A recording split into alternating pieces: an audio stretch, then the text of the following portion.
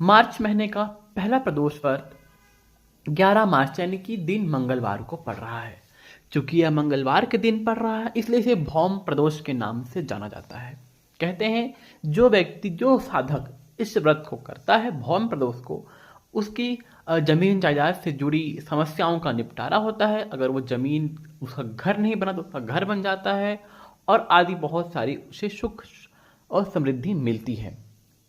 इसलिए इस भौम प्रदोष को, वैसे तो हमें हर प्रदोष को करना चाहिए, लेकिन इस भौम प्रदोष में अगर आपकी ये सब समस्या है तो आपको ये व्रत अवश्य करना चाहिए और भगवान महादेव से ये की कामना करना चाहिए कि हे नाथ, हे प्रभु, मुझे इस सॉल्यूशन से बाहर निकालिए।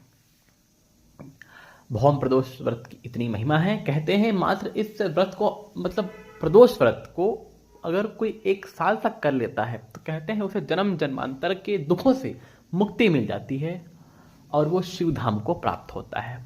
लेकिन भाव निस्वार्थ होना चाहिए, निश्चल होना चाहिए। किसी के प्रति मन में द्वेष भाव, ईर्ष्या, मतलब बुरी चीजें उसके मन में किसी के प्रति ना हो और महादेव के प्रति अटूट आस्था हो, तो ये निश्चित है उसे भगवत धाम जाने से कोई नहीं रोक सकता।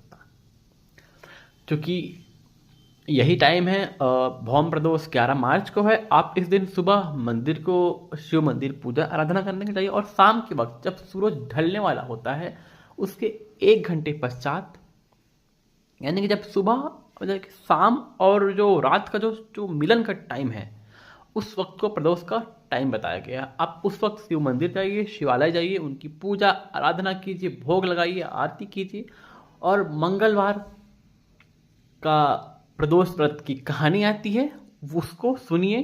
भौम प्रदोष व्रत के नाम से कहानी होगी, उस कहानी को सुनिए। बस इतना ही करना चाहिए प्रदोष व्रत में। और दिन भर भगवान का नाम स्मरण कीजिए, भगवान का नाम जाप कीजिए, भगवान की सेवा आराधना में लगे रहिए।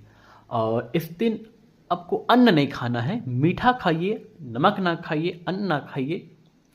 और इस तरीके से हमें पूजा करना चाहिए। अगर आपका स्वास्थ्य ठीक नहीं है तो आप एक टाइम मीठा खा सकते हैं, तो अन्न खा सकते हैं, लेकिन सात्विक होना चाहिए।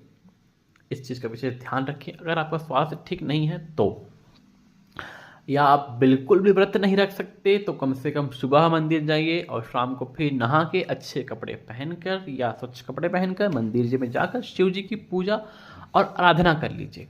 कहते हैं इतना कर लेने से भी, अगर आप पूरे साल के व्रत में इतना भी नियम बना लेते हो कि मैं हर प्रदोष के टाइम पर शिव जी के मंदिर में प्रदोष के टाइम पर यानी कि शाम के वक्त जाऊंगा, उनके समक्ष दीपक लगाऊंगा, उनकी आरती उतारूंगा,